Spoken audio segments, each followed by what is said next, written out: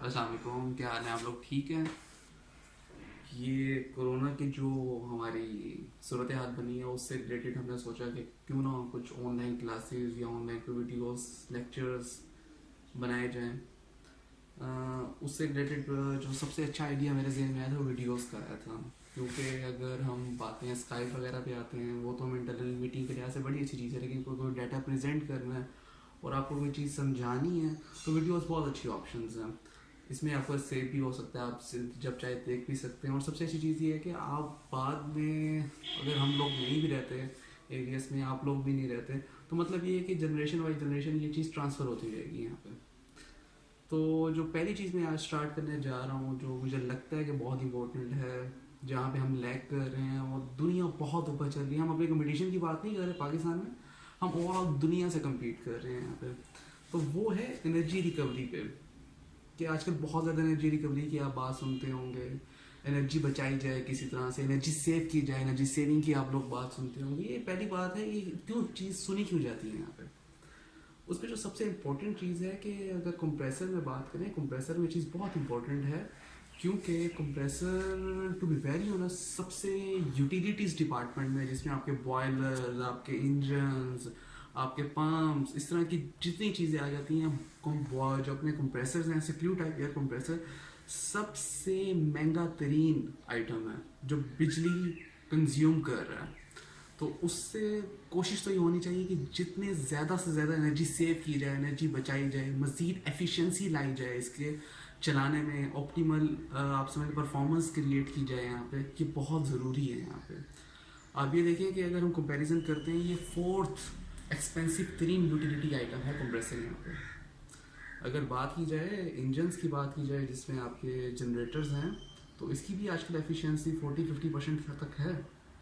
Boilers की even अब तो एफिशिएंसीज आपकी 60-70 प्लस भी आ गई होंगी, लेकिन 60-70% होती हैं आपकी बॉयलर्स की एफिशिएंसी होती हैं। पम्प्स की एफिशिएंसी भी है, मान तो इसमें मोटर्स हैं यहाँ पे एफिशिएंसी बहुत डाउन हो गई, कंप्रेसर से फिर भी उसकी एफिशिएंसी ज़्यादा है, क्योंकि उसके अंदर जो फ्लूइड है वो फ्लूइड यूज़ होता है और उसके अंदर जो है एयर यूज़ नहीं है, तो वहाँ पे हीट ट्रांसफ़र चीज़ें आसानी से हो सकती हैं यहाँ पे। कंप्रेसर एक वाकई कॉम्प्लेक्स चीज़ है, तो उसके अंदर जितनी ज़्यादा से ज़्यादा हम एनर्जी सेव कर सकते हैं वो हमारे लिए बहुत अच्छा है यहाँ पे। कुछ पॉइंट्स हैं वो मैंने आपके लिए यहाँ पर लिखे हैं। अगर मैं अपनी बात नहीं करूँगा, एक एसोसिएशन है नॉर्थ ईस्ट एनर्जी अलायंस, अगर उनकी बात की जाए तो वहाँ पर ये कहा जाता है कि राउंड अबाउट अगर 100 आप जो है ना यहाँ पे एनर्जी देते हैं, इलेक्ट्रिसिटी की एनर्जी देते हैं, 100% आप एनर्जी देते हैं इलेक्ट्रिसिटी की फॉर्म में, बिजली की फॉर्म में देते हैं कंप्रेसर को, तो उसके ऊपर पता है आपको कितने परसेंट सिर्फ एनर्जी हम यूजफुल पर्पस के लिए यूज करते हैं। मतलब ये कंप्रेशन के लिए कितने परसेंट एनर्जी यूज होती है? सिर्फ और सिर्फ जो है जो एनर्जी यूज होती है वो सिर्फ 28% तक एनर्जी यूज होती है। बाकी नॉर्मली आप यकीन माने यहाँ पे 70 आप समझे 70-80% एनर्जी जो है टोटल वेस्ट है यहाँ पे। टोटल एनर्जी वेस्ट हो रही होती है। मतलब ये कि इतनी ज़्यादा एनर्जी आपकी वेस्ट हो रही है एक सिस्टम के अंदर, तो आपने हमेशा से कोशिश ये करनी है कि आप किसी तरह से सिस्टम को बहुत एफिशिएंट बनाएं यहाँ पे। उसके अंदर बहुत सी चीज़ें हो सकती हैं, कुछ चीज़ें हम कर सकते हैं, कुछ चीज़ें कस्टमर कर सकते हैं, कुछ चीज़ें उसका ऑपरेटर कर सकता है, कुछ चीज़ें कुछ लगा के की जा सकती हैं, मुख्तलिफ चीज़ें हैं। हम मुख्तलिफ चीज़ों पर आज बात करेंगे यहाँ पे। पहले तो थोड़ा बहुत आप ना कंप्रेशन की चीज़ को आप समझें। सबसे पहले तो आप ये चीज़ समझें कि जितनी ज़्यादा आपका प्रेशर होगा, जितना ज़्यादा आपका प्रेशर होगा, आपकी एनर्जी उतनी ज़्यादा क्यों लगेगी। मतलब ये कि एक ही मशीन है, वो 8 बार पे ज़्यादा एनर्जी क्यों लगती है उसकी, 7 बार पे एनर्जी कम क्यों लगती है यहाँ पे आपकी। मतलब जितना ज़्यादा आपका प्रेशर होता जाएगा, एनर्जी आपकी मज़ीद बढ़ती जाएगी यहाँ पे। अच्छा, हम बात कर रहे थे कि मकसद क्या है, मतलब क्या है कि 7 बार 8 बार, इसका मतलब क्या है। अगर आप देखें कंप्रेसर है, मान लीजिए कि कंप्रेसर है ये,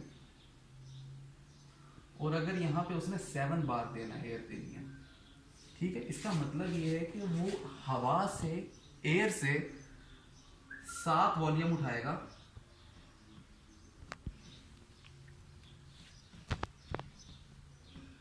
7 वॉल्यूम एयर के उठाएगा, ठीक है, और उसको 1 वॉल्यूम में कन्वर्ट कर देगा। अगर यहाँ पे हमने 8 बार करना है तो 8 उठाएगा और 1 बार में कन्वर्ट कर देगा। अगर यहाँ पे हमने 6 बार में लेकर आना है तो वो 6 कर देगा। मतलब ये कि आप जितना ज़्यादा प्रेशर इंक्रीज करेंगे, बढ़ाएंगे, आपकी एनर्जी बहुत ज़्यादा मज़ीद आपकी एनर्जी लगेगी। यहाँ पे मैं आपको इस चीज़ की थोड़ी सी मजाल दूं कि अगर यहाँ पर हम इसके ग्राफ में बात करें तो ग्राफ में अगर इसका हम प्रेशर और वॉल्यूम के अगर ग्राफ में बात करते हैं, अगर इस तरह से हम ग्राफ बनाते हैं, ये प्रेशर और वॉल्यूम का हम ग्राफ बनाते हैं, ठीक है। और जो इसके दरमियान का एरिया होगा ना, वो एनर्जी बेसिकली आपकी लग रही होगी, इतनी एनर्जी आपकी लग रही है।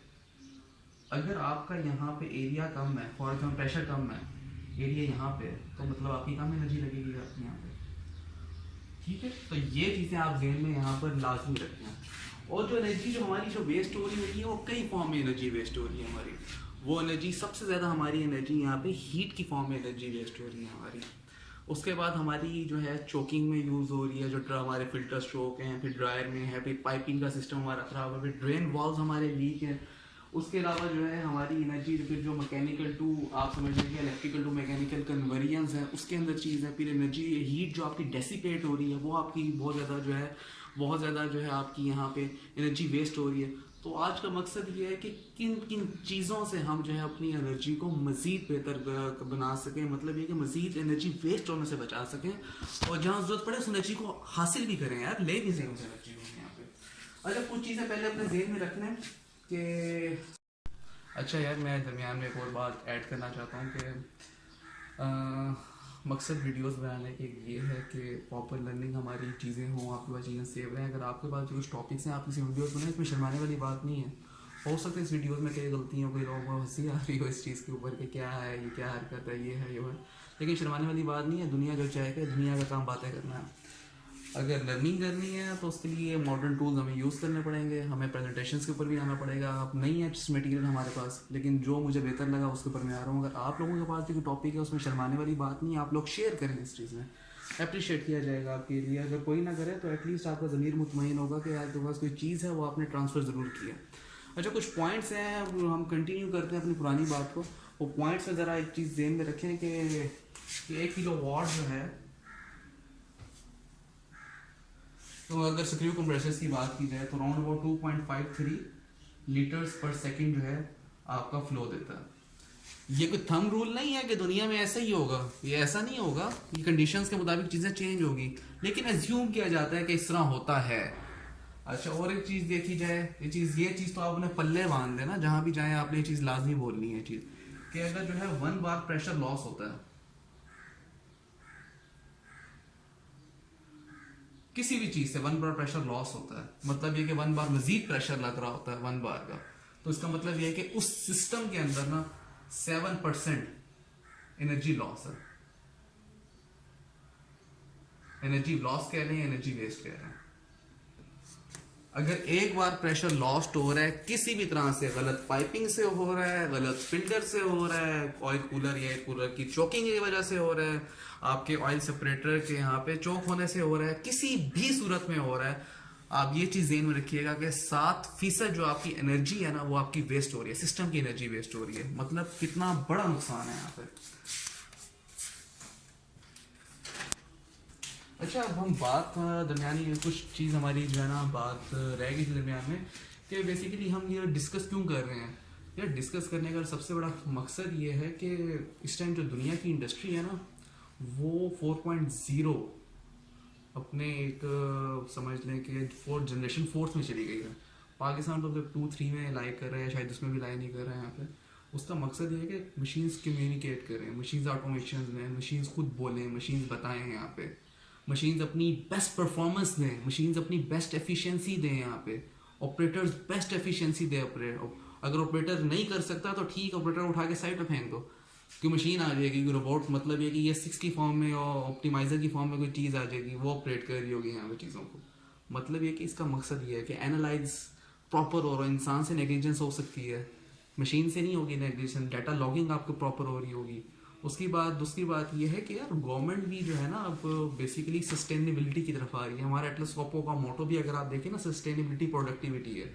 मतलब ये कि सस्टेन करना है, मतलब आप समझ लें कि वही जो चीज़ें हैं उन्हीं रिसोर्सेज को यूज़ करना है, ज़्यादा रिसोर्सेज नहीं लगाने, ज़्यादा तेल नहीं लगाना हमने, ज़्यादा कोयले का यूज़ नहीं करना हमने, दुनिया के अंदर हमने पोल्यूशन नहीं फैलानी हमने, मतलब ये कि थोड़ी चीज़ के अंदर हमने ज़्यादा चीज़ें खर्च करनी है। फिर गवर्नमेंट इन चीज़ों पे इंसेंटिव भी देती है। आजकल एनर्जी ऑडिट्स आ गए हैं, एयर ऑडिट्स के सिस्टम्स आ गए हैं, पहले मार्केट में नहीं थी ये चीज़ें। ISO जो स्टैंडर्ड्स हैं हमारे 5001 जो एनर्जी सिस्टम है उसकी इम्प्लीमेंटेशन प्रॉपर चेक की जाएगी यहाँ पे। एनर्जी ऑडिट्स की बाकायदा तौर पर डिग्रीज शुरू हो गई हैं, एनर्जी ऑडिटर्स शुरू हो गए हैं, जिस तरह पहले फाइनेंस ऑडिटर्स थे जो चेक करते थे, अब वहाँ एनर्जी ऑडिटर्स शुरू हो गए हैं मार्केट के अंदर जाके। तो ये चीज़ें तो बहुत इंपॉर्टेंट हो गई हैं। फिर गवर्नमेंट चाह रही है कि यहाँ पे मतलब ये है कि जितनी ज़्यादा आपकी एनर्जी ज़ाया होती है, मतलब ये है कि उतनी ज़्यादा एनर्जी पैदा भी होती है। जब उतनी ज़्यादा एनर्जी पैदा होती है तो मतलब उतनी ज़्यादा पोल्यूशन बनती है आपकी। वो पोल्यूशन किसी भी फॉर्म में हो सकती है, वो हवा की फॉर्म में, हवाई आलूदगी की हो सकती है, बहरी आलूदगी की फॉर्म में हो सकती है, किसी फॉर्म में भी हो सकती है।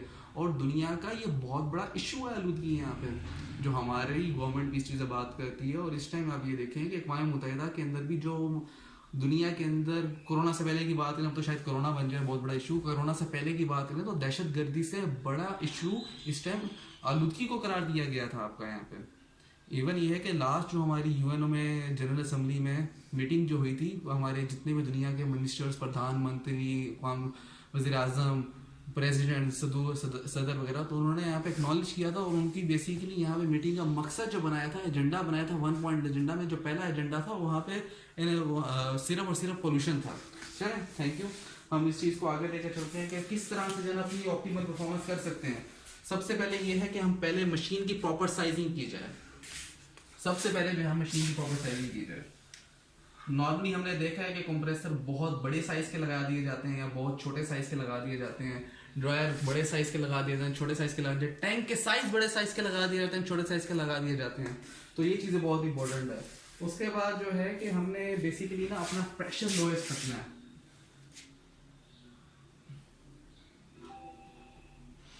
लोएस्ट प्रेशर पे हमने काम करना है। जितना ज्यादा हमारा प्रेशर लो होगा, हमने आपके साथ पहले भी डिस्कस कर लिया, प्रेशर जितना ज्यादा लो होगा मतलब ये कि उसके बाद जो है ना एनर्जी उतनी कम वेस्ट होगी। पहली प्रॉपर साइजिंग थी, दूसरा लोएस्ट प्रेशर पे हमने बात करें, तीसरी बात करते हैं कि पाइपिंग भी बिल्कुल आपकी एक्यूरेट होनी चाहिए यहाँ पे। चौथी चीज़ पे अगर बात करें तो उसके अलावा जो आपके फिल्टर्स हैं या कोई भी चीज़ इंटरनली वो बिल्कुल ठीक काम करनी चाहिए। मतलब ये कि वहाँ पे कोई उसके अंदर कोई चॉकिंग टाइप की कोई चीज़ ना हो, यहाँ पे ये ना हो यहाँ पे। पांचवी बात अगर करें कि अननेसेसरी जो है, अच्छा अननेसेसरी जो आपकी जो मशीन्स हैं वो बिल्कुल आपकी क्लोज होनी चाहिए, बिल्कुल क्लोज होनी चाहिए। उसके अलावा जो है यहाँ पे जो आपकी जो सबसे इम्पोर्टेंट चीज़ है, एयर लीकेजेस नहीं होनी चाहिए आपकी। अच्छा, उसके अलावा ये है कि एयर लीकेजेस नहीं होनी चाहिए। उसके अलावा अगर बात करें तो रिसीवर टैंक्स आपके एक्यूरेट साइज होने चाहिए रिसीवर टैंक्स के। अच्छा, उसके अलावा ऑपरेशन में बात करें, इसमें अगर हम बात करें कि आपके ऑपरेशंस ठीक होने चाहिए। मतलब ये कि आपका जो ऑपरेटर है, ऑपरेटर बिल्कुल ठीक हैंडल कर रहा हो। अगर नहीं हैंडल कर रहा तो हमारे पास ऑप्शन क्या है, हमारे पास ये 6 की ऑप्शन है, हमारे पास ऑप्टिमाइजर की ऑप्शन है, उस पर हम बाद में आएंगे, ठीक है। उसके बाद फिर ये है कि सबसे पहले इंपॉर्टेंट जो चीज़ मैं आपको बताऊँ, एनालाइज तो पता हो कि हम एनर्जी कितनी ले रहे हैं, हम उसको एनर्जी ले कितनी रहे हैं, दे कितनी रहे हैं, टेम्परेचर कितना है, टेम्परेचर का क्या फ़र्क आ रहा है, प्रेशर कितना है, ये क्या फ़र्क आ रहा है, ये चीज़ें तो हमारे पास हों। जब तक डाटा नहीं होगा तो हम क्या करेंगे उसके साथ यहाँ पे। तो उसमें जो सबसे इंपॉर्टेंट चीज़ है वहाँ पे हम एनालाइजर का यूज़ करना चाहिए हमें। अगर तो मशीन्स कम है तो आपका कंट्रोलर बहुत अच्छा एनालाइज है, उसके अंदर कुछ मजीद 2-4 सेंसर्स लगा दें, रीडिंग बहुत अच्छी दे सकते हैं यहाँ पे। अगर नहीं है तो बेसिकली हमारे पास जो ऑप्शन है वो हमारे पास स्मार्ट व्यू की ऑप्शन है, उस पर हम आपके पास बाद में आएंगे। अगर नहीं आ सकेंगे तो मैं बेसिकली ग्रुप के अंदर आपके पास यहाँ पे इसकी डॉक्यूमेंट शेयर कर दूंगा, उसको देख लें। अगर वो भी नहीं हो सकेगा, आपके पास नहीं हो सकता, तो सबसे अच्छी ऑप्शन ये है कि आप इनको गूगल करें तो हर चीज़ सामने आ जाएगी, टेलीस्कोप होगी यहाँ पे। और इसके अलावा जो सबसे इंपॉर्टेंट चीज़ है, जो आखिरी जो चीज़ है वो बेसिकली अब जो है एनर्जी रिकवरी आप कर सकते हैं यहाँ पे। जहाँ पर एनर्जी रिकवरी की जा सकती है वहाँ पर एनर्जी रिकवरी कर लेनी चाहिए यहाँ पे। ये कुछ पॉइंट्स हैं, इन पॉइंट्स को आप नोट डाउन कर लें या अपने जेब में बिठा लें। इन पॉइंट्स में बारी बारी थोड़ा डिस्कस कर लेंगे। कुछ पॉइंट्स रह भी गए, वो पॉइंट्स का आपको आइडिया होगा, इसलिए हम बाद में डिस्कस कर लेते हैं। अगर हम प्रॉपर साइजिंग की बात करें तो प्रॉपर साइज में बिल्कुल ही है, सबसे पहले आपको देखना पड़ेगा कि आपका जो प्रोडक्शन मशीन्स हैं जहाँ पे कंप्रेस्ड एयर की यूटिलाइजेशन है उनका फ्लोस कितना है, उस फ्लोस के लिहाज से पाइपिंग का डिज़ाइन कैसा है, प्रेशर ड्रॉप्स निकाल लिए जाएँ और उस लिहाज से सिस्टम डेवलप कर लिया जाए, ड्राई का सिस्टम डेवलप कर लिया जाए। आपकी पाइपिंग की अगर बात करें तो पाइपिंग में सबसे इंपॉर्टेंट चीज़ आपकी देखी जाएगी, वो देखी जाएगी कि आपका सबसे पहले मटेरियल कौन सा यूज़ कर रहे हैं। पाइपिंग में अगर बात करें जो हमने जो कंप्रेसर रूम में हम जनरली बात करेंगे, मैं कोई पाइपिंग के डिज़ाइन में नहीं जाऊँगा, यहाँ पे सिंपल आपके साथ जनरली चीज़ें यूज़ करूँगा। पाइपिंग में अगर आपने जो चीज़ें नोट करनी है वो चीज़ें ये नोट करनी है कि पाइपिंग के अंदर जो आजकल हमें इंडस्ट्री में चीज़ें फेस करने में आ रही हैं वो एक तो एमएस के पाइप्स बहुत ज़्यादा पुराने हो गए हैं, एमएस के पाइप ऑब्सलीट हो गए हैं, जिसके अंदर क्रोइयाँ और जंग की चीज़ें पैदा हो गई हैं जो आगे एयर ड्राई को भी ख़राब करते हैं।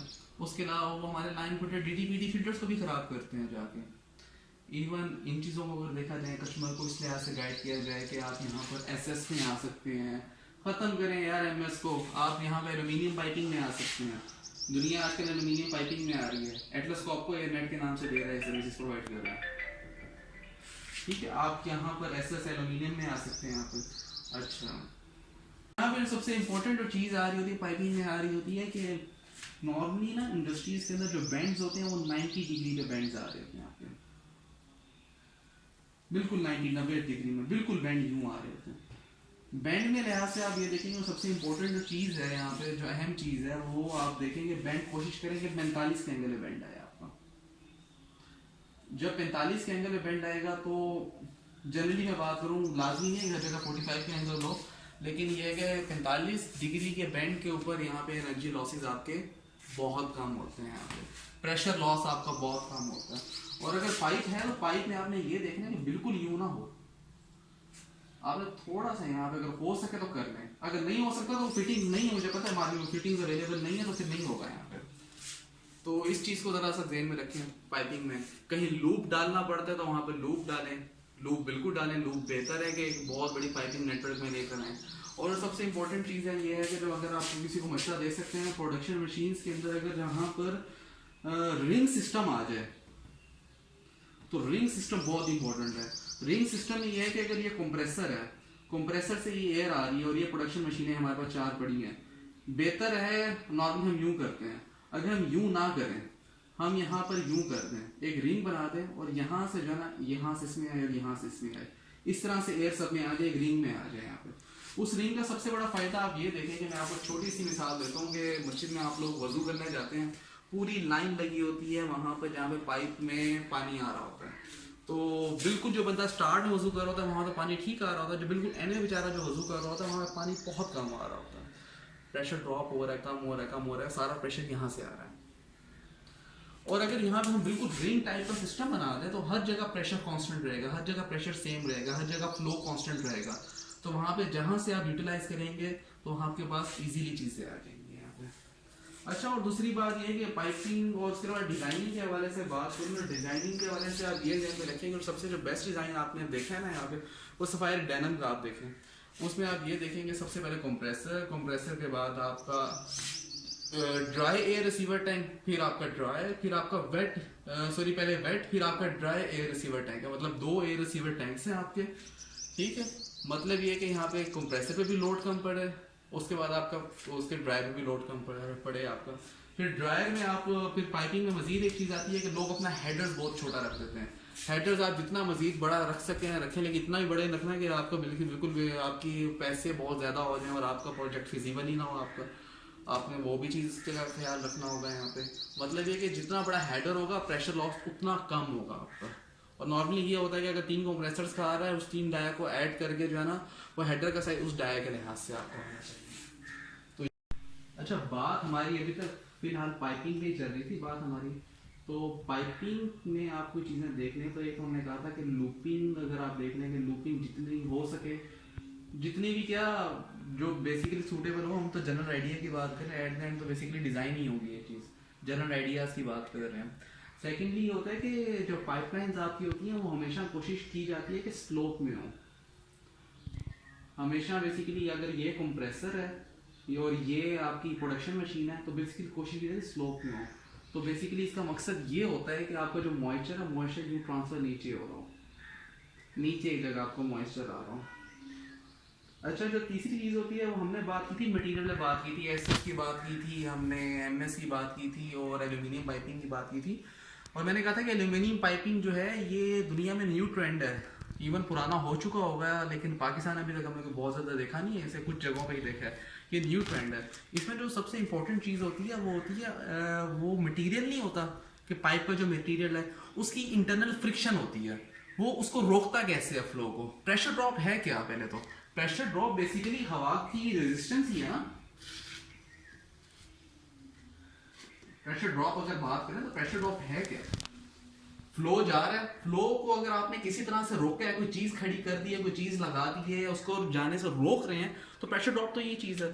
अगर मटेरियल स्मूथ है एल्यूमिनियम आपका, जिसमें तो एटलस कॉपको हम लोग बेसिकली यहाँ पर 10 साल की वारंटी दी जाती है इस चीज में, तो अगर मटेरियल बिल्कुल स्मूथ है, उसको रोका नहीं जा रहा, तो प्रेशर ड्रॉप के चांसेस बहुत कम होंगे यहाँ पे। इवन मैंने अगर आपको एल्बोज की बात की, 90 डिग्री बेंड्स की बात की, तो बेसिकली इन 90 डिग्री के बेंड आने से या कोई भी बेंड आने से ड्रॉप क्यों हो रहा है? तो प्रेशर को जाने से रोका जा रहा है ना, उसकी फ्लो के अंदर रेजिस्टेंस पैदा की जा रही है ना। जब रेजिस्टेंस पैदा की जाएगी तो सिर्फ और सिर्फ यही होगा आपका।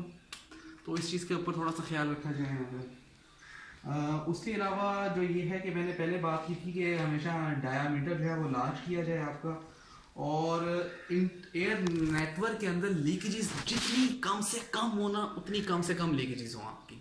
और चौथी चीज, एयर नेटवर्क के अंदर ना, एयर नेटवर्क के अंदर, ये एयर नेटवर्क है, कुछ इसको मसला आ रहा है तो बेसिकली एयर की पाइपलाइन को हम एयर नेटवर्क कहेंगे यहाँ पे, ये एयर नेटवर्क है।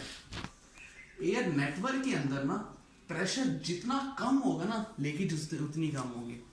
मैं मिसाल देता हूँ कि एक चीज देखेंगे, हमेशा आपको पता होगा हमेशा प्रेशर हायर प्रेशर से कहाँ मूव करता है? लो प्रेशर में मूव करता है ना। जब हायर प्रेशर यहाँ पे 10 बार है और इतना सा सुराख है, तो यहाँ से ज्यादा एयर का फ्लो जा रहा होगा। अगर यहाँ पर बेसिकली 7 बार है तो बेसिकली इसका फ्लो कम जा रहा होगा। तो एयर नेटवर्क के अंदर जितना कम से कम प्रेशर होगा ना, उतना ज्यादा से ज्यादा अच्छा होगा हमारे लिए, लीकेजेस कम होंगे। अच्छा, अब हम बात करेंगे कि मशीन ऑपरेट्स कैसे होती हैं, कौन कौन से मेथड हैं ऑपरेट करने के, और कौन सा मेथड बेहतर है ऑपरेट करने के लिहाज से। तो जो लिखा हुआ है सबसे पहले स्टार्ट स्टॉप मेथड है। जिस तरह आपको पता है कि हमारी एक 11 किलोवाट की मशीन जो थी रेंटल में दी हुई है, प्लेन प्लग है, स्टार्ट है, स्टॉप है, 2 ऑप्शंस हैं। टेम्परेचर के ऊपर एक सेंसर लगा हुआ, प्रेशर का एक सेंसर लगा हुआ। टेम्परेचर का सेंसर लगा हुआ है या नहीं है वो डिपेंड करता है, किसी में है किसी में नहीं होता। तो प्रेशर का सेंसर है, स्टार्ट स्टॉप है, और कोई लोड अनलोड वाला चक्कर ही नहीं है उसमें। तो बेसिकली उसमें तो मशीन स्टार्ट है, स्टॉप है, स्टार्ट है, स्टॉप है, ये तो ऑप्शन है। नॉर्मली छोटी मशीन्स तक हैं, हम आप ये कर लेंगे 30 हॉर्स पावर से कम की मशीन्स के अंदर ये फैसिलिटी अवेलेबल होती है। हाँ, अगर इन मशीन्स की बात की जाए, इसके फ़ायदों में और नुकसानात में अगर बात की जाए, तो अगर हम फ़ायदों में आए तो मशीन्स ठीक है इस लिहाज से कि एनर्जी सेविंग थोड़ा बन जाती हैं। एनर्जी सेविंग इस तरह से बन जाती है कि ये अनलोड तो ये चलती नहीं है। जब अनलोड नहीं चल रही, बस चल रही हैं, स्टार्ट हो रही हैं, स्टार्ट हो रही हैं, स्टॉप हो रही हैं, तो मतलब है कि अनलोडिंग में जो आपकी वेस्टेज ऑफ एनर्जी है वो इसके अंदर नहीं है, और फौरन मशीन बंद हो रही है आपकी। लेकिन ये कि टॉप लोड तो है ना इसमें, और मतलब अगर कोई ज़्यादा देर तक मशीन में चलना हो तो उस लिहाज से मशीन ठीक है। और लेकिन कुछ नुकसान बहुत ज़्यादा हैं कि मशीन में सडन स्टॉप और सडन स्टार्ट लेना, तो मशीन पे लोड एकदम ज़्यादा बढ़ जाता है। एयर की जब प्रेशर एकदम आना कम होना है, ज़्यादा होना है मशीन के ऊपर, तो बेरिंग्स के ऊपर इफेक्ट हो सकता है। यहाँ पे सडनली अगर कोई पार्शियल लोड होता है या कोई मीन कोई जो है ना लोड की वेरिएशन बहुत ज़्यादा होती है, तो फिर मोटर के ऊपर बहुत इफेक्ट होते हैं। कि आपको पता है मोटर की वाइंडिंग के अंदर वो बेसिकली इलेक्ट्रिकल कॉइल जो हैं वो मैग्नेटिकली एनर्जाइज होती हैं, डी एनर्जाइज। जब एक बहुत ज़्यादा एनर्जाइज डी एनर्जाइज होती हैं तो एडी करंट्स प्रोड्यूस होते हैं, आपको चीज़ का आइडिया होगा, जिसकी वजह से वाइंडिंग के अंदर जो है जब कोई फ्लक्चुएशन इस तरह से करंट की आए तो वो डैमेज होने का मसला हो जाता है, गर्म होने का मसला हो जाता है, एफिशिएंसी लूज होने का, इस पॉइंट ऑफ व्यू से होने का हो जाता है। ये थोड़े से इश्यूज इसके अंदर आते हैं। लेकिन अगर फिर नॉर्मली फिर अगर बात करें तो जो ज़्यादातर हमारे VFD कंप्रेसर्स नहीं, जो सिंपल जो हमारे पास दूसरे कंप्रेसर्स हैं GA की सीरीज़ में, वहाँ पे एक चीज़ यूज़ होती है load unload. Load unload basically ज़्यादातर हमारे पास यूज़ होता है। लोड अनलोड में क्या होता है कि मशीन हमारी एक तो लोड पे चलती है, और लोड के ऊपर बेसिकली 100% इलेक्ट्रिकल पावर ले रही है और जिस हद तक दे सकती है वो आउटपुट दे रही है कंप्रेसर की फॉर्म में। अनलोड में ये है कि वो 100% ले तो नहीं रही, 40 to 45% ले रही है, किसी केस में 25 to 30% भी है, 35% भी है बुक्स के अंदर।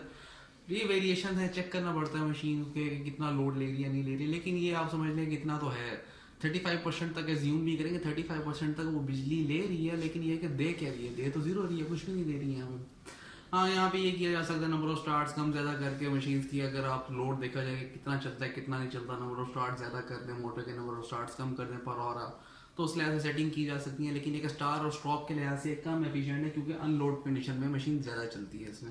जब अनलोड कंडीशन में ज़्यादा चलेगी तो ये मतलब एक अनलोड कंडीशन में वेस्टेज ऑफ एनर्जी है यहाँ पे। अच्छा, अब बात की जाए तो वीएफटी मशीन्स की बात की जाती है कि थर्ड जो हमारे पास जो ऑप्शन आ रही होती है वीएफटी वीएसटी आ रही होती है कि variable speed drive, variable frequency drive. उसका हमें पता है कि variable speed drive, frequency drive में दो चीज़ें चेंज होती हैं, एक तो आपकी फ्रीक्वेंसी चेंज होती है और वोल्टेज चेंज होती है। मतलब ये कि जो आपकी जो इलेक्ट्रिसिटी आ रही है 50 हर्ट्ज वापडा या with any source of generator जो आ रही है इलेक्ट्रिसिटी आ रही है, तो बेसिकली एसी फॉर्म में, एसी से वीएफडी से डीसी में करेगी, डीसी के बाद फिर उसको एसी में कन्वर्ट करेगी और मोटर को यहाँ पर प्रोवाइड करेगी, एनर्जी प्रोवाइड करेगी या वोल्टेज प्रोवाइड करेगी। बेसिकली ये दो चीज़ें चेंज कर रहा है वीएफटी।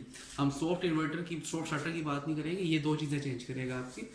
ये आपकी एक तो वोल्टेज चेंज करेगा और फ्रीक्वेंसी चेंज करेगा, और वी वगैरह फ्रेशो को एक कांस्टेंट रखता है। मतलब ये कि वोल्टेज और फ्रीक्वेंसी बेशो को कांस्टेंट रखता है। और आपको पता है कि ये बेसिकली इसका फ्लो होता है 0% से 100% तक इसका फ्लो होता है। अच्छा, अब ये जो बेसिकली अब जो 0 से 100% तक जो इसका फ्लो है, तो एक पॉइंट पर जाके एक पॉइंट ऐसा है जिस पॉइंट के ऊपर ये अपनी एफिशिएंसी मैक्सिमम दे रहा है। अगर मैं बात करूं यहाँ पे, अगर मैं इसके ग्राफ पर आता हूँ, ये मैं इसका ग्राफ बनाया है यहाँ पे, एनर्जी का बेसिकली ग्राफ है। तो ये इसका अगर आप समझे तो ये इसका ग्राफ है। ये हर केस में नहीं है, लेकिन जनरलाइज अगर देखें तो ऐसा ही है। 50% के ऊपर जाके सबसे कम एनर्जी ले रहे हैं यहाँ पे। इस वजह से कहा जाता है कि अगर वीएफडी मशीन को बहुत ज़्यादा कम फ्लो पर चलाया जाए तो एनर्जी ज़्यादा लगती है, अगर बहुत ज़्यादा हाई फ्लो पर एनर्जी को, ये फ्लो है, जितना आगे ज़्यादा जाएंगे 0 से 100% का फ्लो ज़्यादा हो रहा है आपका, और ये बेसिकली एनर्जी की लाइन है। तो जितना फ्लो ज़्यादा करेंगे तो फिर भी आपकी एनर्जी ज़्यादा लग रही है, जितना आप कम करेंगे फिर भी एनर्जी। एक पॉइंट है 50% जहाँ पे एनर्जी आपकी कम लग रही होती है। तीसरा आप मिसाल देते हैं, कई कस्टमर्स को आप जाके आप थोड़ा सा एडवाइस भी कर सकते हैं कि इसके बाद 2 मशीन है और बिल्कुल पीक लोड पे उसकी है, और डिज़ाइन ऐसे है कि एक मशीन वीएफडी 100% लोड पर चलती है, तो वहाँ पे कहा जा सकता है यार भाई अगर 2 वीएफडीज हैं तो दोनों को 50-50% पे रन कर ले। लेकिन उस लिहाज से फिर देखा जाएगा, वैल्यूएट किया जाएगा, अगर चीज़ ठीक है तो फिर सजेशन दी जाएगी, ऐसे सजेशन नहीं दी जाएगी यहाँ पर। अच्छा, अगर वीएफडी की हम बात करें तो अगर मल्टीपल कंप्रेसर हैं वीएफडी में, मल्टीपल कंप्रेसर हैं 6-7 हमारे पास वीएफडी है, तो हम क्या करते हैं आपको पता है, हम ये करते हैं कि ना इसके हम प्रेशर बैंड डिफाइन करते हैं हर कंप्रेसर के। मतलब ये कि एक मशीन्स हैं वहाँ पे, मशीन नॉर्मली ऑपरेटिंग प्रेशर जो है वहाँ पर एक किसी भी फैक्ट्री के अंदर, किसी भी इंडस्ट्री के अंदर वहाँ 8 बार हैं, वहाँ 9 बार हैं। तो हमने यहाँ पर कंप्रेसर बनाए। कंप्रेसर नंबर 1 ये चलेगा, हम कह लेते हैं कि ये 10, ये चलेगा 8 से 8.5 चलेगा। ये कंप्रेसर नंबर 2 आ जाएगा, ये 8.4 से 8.3 जो है ना 3, आप समझ लें कि अगर ये 9 है तो ये 8.2 तक, ये 8.0 तक चलेगा। इस तरह से मुख्तलिफ कंप्रेसर से हमने बना ली है। ये लोड एंड लोड पे कंप्रेसर है यहाँ पे। इस तरह से हम कुछ वेरिएशंस रखते हैं, दरमियान में डिफरेंस लेकर आते हैं, और आमतौर पे कहा जाता है कि 1 बार का रखा जाए। 1 बार का इसलिए कहा जाता है कि लोड एंड लोड पे कुछ ज़्यादा ना आए, कॉन्स्टेंट चलता रहे लोड पे, क्योंकि ज़्यादा लोड एंड लोड ना होता है, जिससे कि मशीन की एफिशिएंसी तो नहीं, मशीन की मेंटेनेंस पे, बेरिंग्स की लाइफ के ऊपर थोड़ा इफेक्ट पड़ता है। एकदम सडन लोड फिर अनलोड, सडन लोड फिर अनलोड, एयर आ रही है नहीं आ रही, एयर आ रही है नहीं आ रही। इसमें अगर एनर्जी की एफिशिएंसी के लिहाज से बात करें तो ठीक है, इस सूरत के लिहाज से ये बेस्ट है कि दोनों दरमियान में प्रेशर बैंड्स किए जाएँ। यहाँ पर ये होगा कि सबसे बड़ा फ़ायदा है कि जो हमने डिफरेंस प्रेशर रखे हैं हर किसी के 6 मशीनों के, उसका जो सबसे बड़ा फ़ायदा ये होगा कि अगर कोई मशीन का लोड आए तो फिर ये वाली मशीन चलेगी, फिर इसकी जरूरत आई फिर ये चलेगी, फिर इसकी जाएगी फिर ये चलेगी, फिर इसकी आई फिर ये चलेगी। सवाल ये पैदा होता है कि सबको फिर हम एक पे क्यों नहीं कर देते। हम एक पे अगर कर दें तो एक पे करने का सबसे बड़ा नुकसान ये होगा कि फिर इकट्ठी चल पड़ेंगी यहाँ पे, फिर वो इकट्ठी चलेंगी, प्रेशर अचीव हुआ, फिर अनलोड पे आई, फिर चली, फिर प्रेशर अचीव हुआ, फिर वो अनलोड पर आई यहाँ पे, तो ज्यादा वेस्टेज ऑफ एनर्जी है। अगर इसकी बात की जाए, अगर पार्शियल लोड होता है, पार्शियल लोड के ऊपर, यानी मतलब ये कि फुल लोड नहीं है, पीक लोड नहीं है, पार्शियल लोड है, पार्शियल लोड के ऊपर यहाँ पर इस तरह से होता है कि एफिशिएंसी आपकी जो है ना कम हो जाती है, मतलब ज्यादा पावर बैंड आपकी यूज होता है, मतलब ये इतना बड़ा पावर बैंड आप यूज कर रहे हैं। लेकिन ये कि अगर कांस्टेंट लोड चलते रहे, फुल लोड पीक लोड चलता रहे, तो उसमें एनर्जी कम सेव होती है, एनर्जी ज्यादा सेव होती है इसके ज़्यादा अगर कंपैरिजन करें यहाँ पे, क्योंकि इसमें बहुत ज़्यादा लोड एंड लोड है, वेरिएशन इसमें वेरिएशन कम है। लेकिन ये कि इसमें आप देखेंगे इतना बड़ा प्रेशर बैंड है, यहाँ से प्रेशर स्टार्ट हो रहा है यहाँ तक, इतना बड़ा प्रेशर बैंड है, मतलब ये कि इतनी ज़्यादा एनर्जी लग रही है। और पहले हमने थंब रूल क्या कहा था कि जितना ज़्यादा प्रेशर होगा उतनी ज़्यादा वेस्टेज ऑफ एनर्जी होगी, उतनी ज़्यादा पावर कंप्रेशन के लिए हीट ज़्यादा होगी, उतनी ज़्यादा हीट लग रही होगी, उतनी ज़्यादा एनर्जी लग रही होगी, जान लग रही होगी यहाँ पे। अब फिर कुछ मेथड इस तरह से आए हैं कि जिसमें हमारा अच्छा थर्ड थिंग जो हम कर देते हैं वो कॉम्बिनेशन बनाते हैं कि लोड अनलोड के साथ वीएफटी रखा जाए यहाँ पे। मतलब ये कि प्रेशर सीक्वेंस इस तरह से किया जाता है कि लोड अनलोड जो मशीन है आपकी वो फुल अपने लोड पर चलती रहे, अनलोड स्टेटस में ना आए, और मतलब एक उसका प्रेशर बैंड थोड़ा सा इंक्रीज कर देते हैं, और जो वेरिएशन आती हैं तो वहाँ पे फिर वीएफडी मशीन चलती रहती है, बंद हो जाती है, बंद हो जाती है। इसके अंदर कितनी एनर्जी सेव की जा सकती है ऑपरेशन में, कितनी नहीं कर सकती, अनसर्टेन है, ये आप पे डिपेंड कर रहा होता है, और इसकी सारी सेटिंग्स डिपेंड करती हैं आपकी प्रोडक्शन मशीन के लोड पे। इनमें सबसे बेहतर तरीका ये होता है कि आप पूरे ट्रेंड्स उठा कर देखें, कितना परसेंट चली है, कितने परसेंट आरपीएम में मशीन चली है, वीएफटी उसका ट्रेंड निकाल कर देखें, और बाकी चीज़ें एवेल्युएट करें, फिर जाकर फैसला किया जा सकता है। इसी चीज़ को कॉन्ट्रडिक्ट करने के लिए और कोई नया सोल्यूशन लाने के लिए फिर हमारे पास ES6 आया। ES6 बेसिकली दो काम करेगा, एक ये सीक्वेंसर है, इक्वलाइजर है, और एनर्जी सेवर है। इसके अंदर मुख्तलिफ मशीन हैं आपके पास, 6 मशीन हैं, मल्टीपल मशीन हैं, मशीन चल रही हैं, 1 2 3 4 5 चल रही हैं। ES6 ने जस्ट ये वाला काम करना है, ES6 ने ये काम करना है कि प्रायोरिटी सेट कर देनी है, पहले ये मशीन चले, फिर 2 नंबर, फिर 3 नंबर, फिर 4 नंबर, फिर 5 नंबर।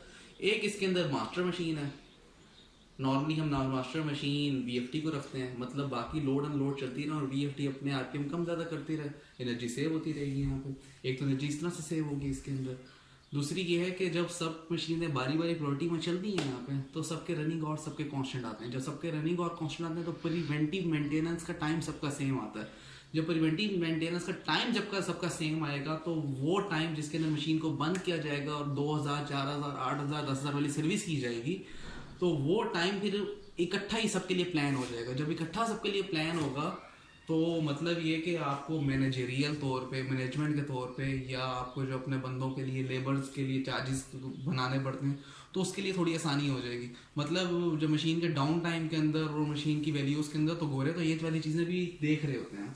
थर्ड थिंग जो है एनर्जी सेव किस तरह से कर रहा होता है, बेसिकली एनर्जी सेव ये अपने प्रेशर बैंड को कम करके कर रहा होता है। मैंने मिसाल दी थी कि मल्टीपल मशीन के अंदर आपकी ये मशीन है, ये प्रेशर बैंड है, ये मिसाल के तौर पे 8 से 7.5 है, ये 7.5 से ये वाली अगर बात करें 7 है, ये बात करें कि 7 से 6 है, इस तरह से मल्टीपल बैंड है। ES6 के अंदर आकर कुछ भी नहीं होगा, ES6 के अंदर आकर सबको एक प्रेशर बैंड बना दिया जाएगा, सारे एक ही प्रेशर बैंड पर आ जाएंगे। लेकिन अगर यहाँ पर अगर सारे एक करेंगे, सारे इकट्ठे चलते हैं, अगर ये वाली चीज इसके अंदर कर ले, मल्टीपल मशीन विदाउट ES6 कर ले, तो इकट्ठे चलेंगे बंद होंगे, इकट्ठे चलेंगे बंद होंगे, इकट्ठे चलेंगे बंद होंगे। उसमें यह है कि एक मशीन प्रायोरिटी नंबर 1 चलेगी, पहले प्रायोरिटी नंबर 1 चली, यहाँ पे जरूरत है, ये लोड पूरा नहीं कर पा रही, ठीक है, अब नंबर 2 पे आते हैं, 2 नहीं कर पा रही, नंबर 3 पे आते हैं, नहीं कर पा रही, फिर नंबर 4 पे आते हैं। सीक्वेंस वाइज सारी चलेंगी, प्रायोरिटी वाइज सारी चलेंगी। जिसमें जब आपका प्रेशर बैंड कम है, यहाँ से देखें 8 से शुरू हो रहा है और जो है ना 6 तक जा रहा है, या 9 से शुरू हो रहा है या 6 तक जा रहा है, और यहाँ से 6.5 से शुरू हो रहा है और 6 तक जा रहा है, तो मतलब प्रेशर बैंड इंतहाई कम है। जब प्रेशर बैंड इंतहाई आपकी मशीन्स का कम है यहाँ पे, तो एनर्जी सेव तो ऑटोमेटिकली यहाँ पे हो रही है। तो ये 6 का बेसिकली फंक्शन ये है। ये 6 से फिर अगली कहानी आती है, वो आपकी ऑप्टिमाइजर 4.0 पे आती है। और 4.0 क्यों कहा जाता है ये बता दूं कि basically industrial applications Aahista Aahista improvement हो रही हैं।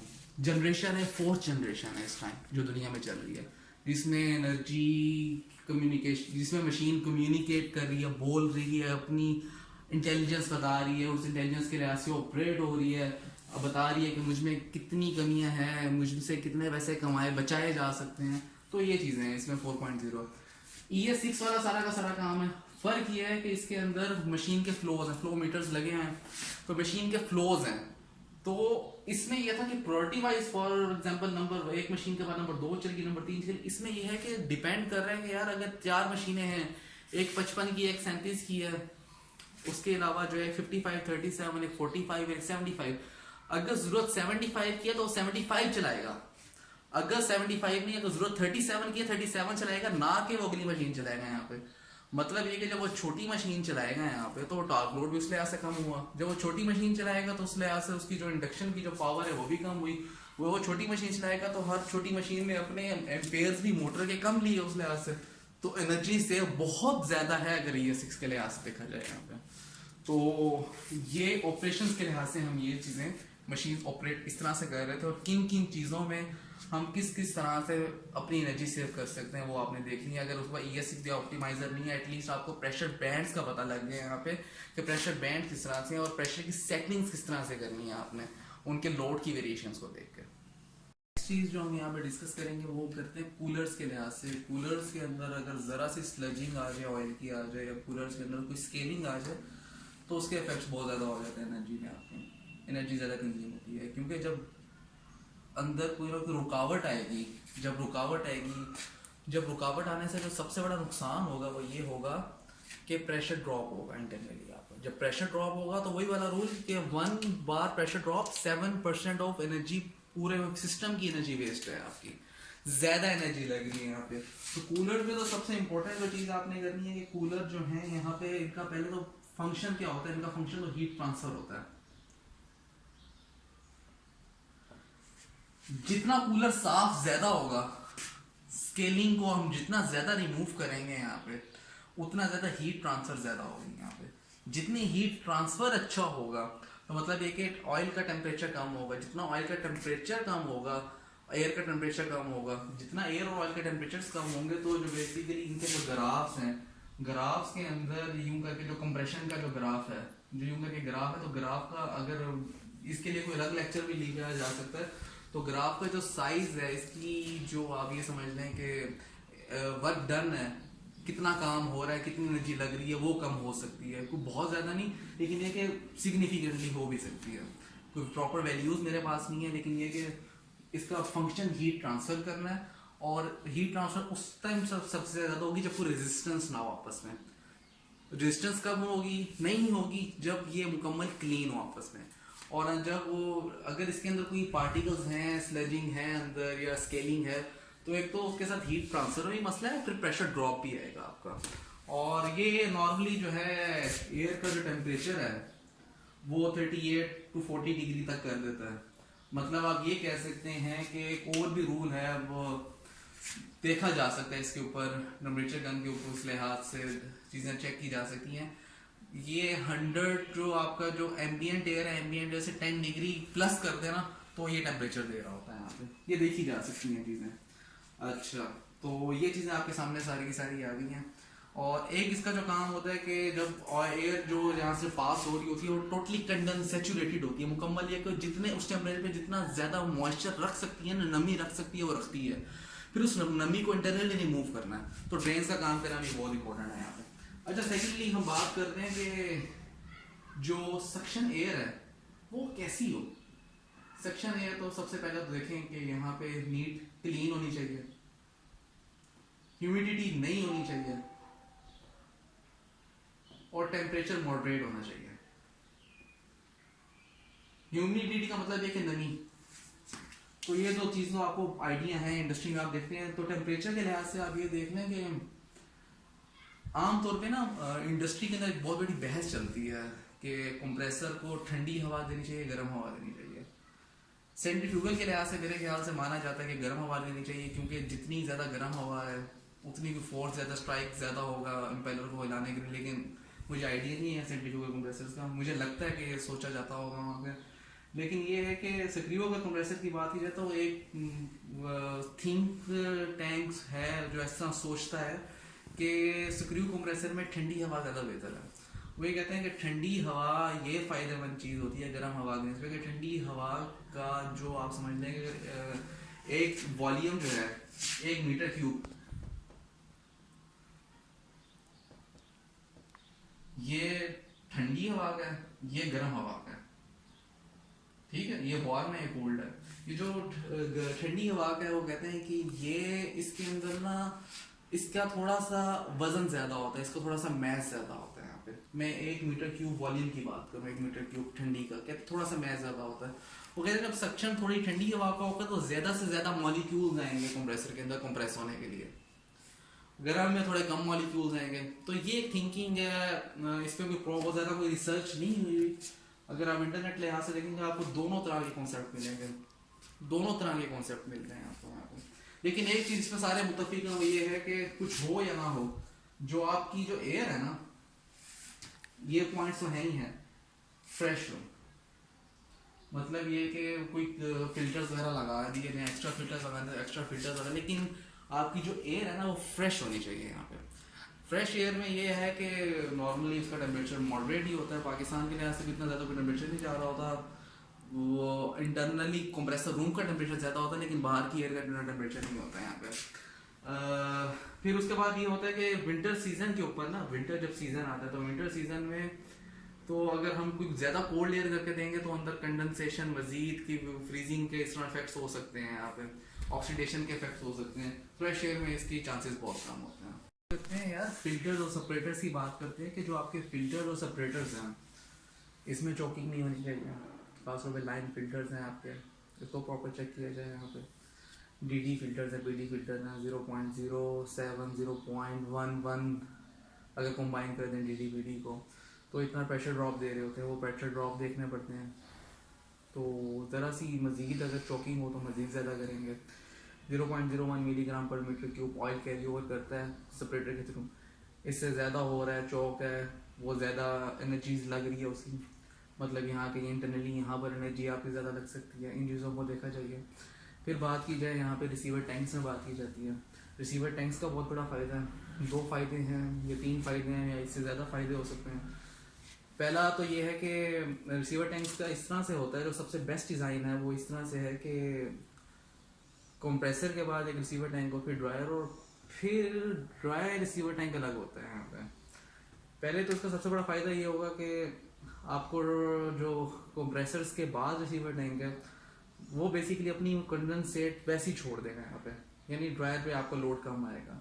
फिर उसके बाद एक जब बहुत ज़्यादा यहाँ पर आपके पास एनर्जी सेव है, नॉर्मली 10 टाइम्स टाइम जो है या जो आपका टाइम डिज़ाइन दिया जाता है आपका कंप्रेसर के आगे, तो मतलब ये कि अच्छी वाली एनर्जी सेव है। कंप्रेसर पर एक दफ़ा चल के फुल लोड पर चल के यहाँ पे या फुल आरपीएम में या एक ऑप्टिमम आरपीएम में जाके टैंक फिल कर दिया, फिर टैंक को चलना नहीं पड़ा। अगर वहाँ पर एकदम फ्लक्चुएशन आती है, फ्लक्चुएशन इस तरह से आती है कि अगर आपने कोई क्लीनिंग पर्पज़ के लिए, किसी पर्पज़ के लिए हवा का वाल्व ओपन किया, थोड़ी देर के लिए ओपन किया, कंप्रेसर को चलना नहीं पड़ेगा, वही वाला टैंक अपना यूज़ कर लेगा।